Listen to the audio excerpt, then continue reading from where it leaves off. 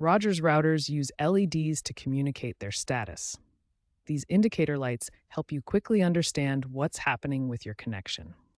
A solid green power LED indicates normal operation, while blinking suggests a power issue like an unstable outlet or faulty adapter.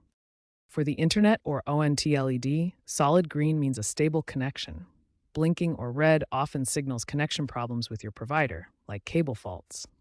The Wi-Fi LED shows wireless activity. Rapid blinking may denote high traffic or interference in your network. Ethernet LEDs light up when a wired connection is active and blink during data transfer. Remember, blinking doesn't always mean an error. It can indicate the router is negotiating a connection during startup.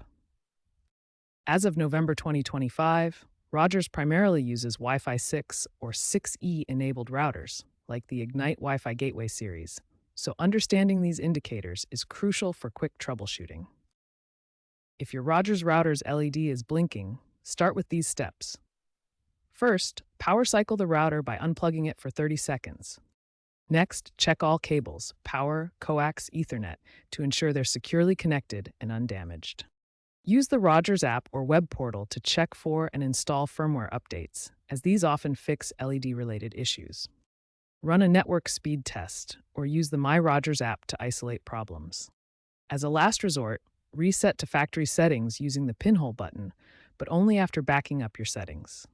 Rogers' AI-powered Diagnostics app, introduced in early 2025, can also help interpret LED patterns and suggest real-time fixes, potentially saving you a call to customer support.